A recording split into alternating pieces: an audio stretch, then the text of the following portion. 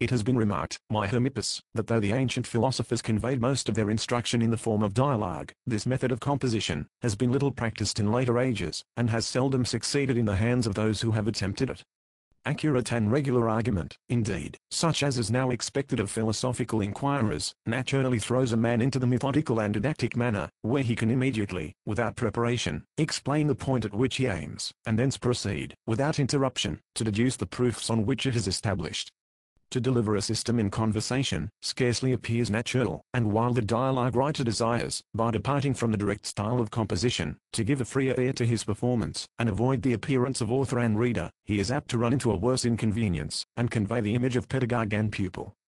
Or, if he carries on the dispute in the natural spirit of good company, by throwing in a variety of topics, and preserving a proper balance among the speakers, he often loses so much time in preparations and transitions, that the reader will scarcely think himself compensated, by all the graces of dialogue, for the order, brevity, and precision, which are sacrificed to them.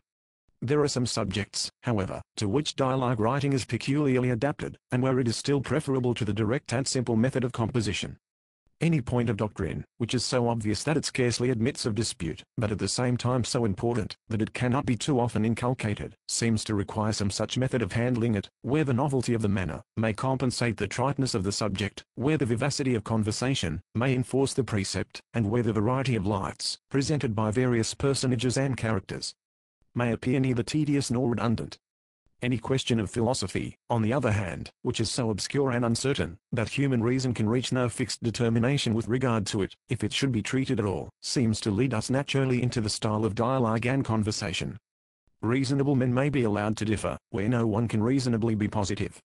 Opposite sentiments, even without any decision, afford an agreeable amusement, and if the subject be curious and interesting, the book carries us, in a manner, into company, and unites the two greatest and purest pleasures of human life, study, and society. Happily, these circumstances are all to be found in the subject of natural religion. What truth so obvious, so certain, as the being of a God, which the most ignorant ages have acknowledged, for which the most refined geniuses have ambitiously striven to produce new proofs and arguments? What truth so important as this, which is the ground of all our hopes, the surest foundation of morality, the firmest support of society, and the only principle which ought never to be a moment absent from our thoughts and meditations? But, in treating of this obvious and important truth, what obscure questions occur concerning the nature of that divine being, his attributes, his decrees, his plan of providence? These have been always subjected to the disputations of men. Concerning these human reason has not reached any certain determination.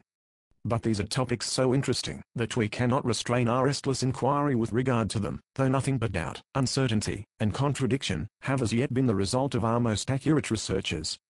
This I had lately occasion to observe, while I passed, as usual, part of the summer season with Clintz, and was present at those conversations of his with Philo and Emia, of which I gave you lately some imperfect account.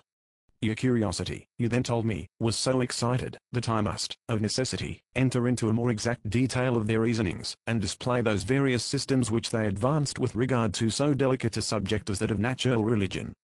The remarkable contrast in their characters still further raised your expectations, while you opposed the accurate philosophical turn of Clintz to the careless skepticism of Philo, or compared either of their dispositions with the rigid inflexible orthodoxy of Demia.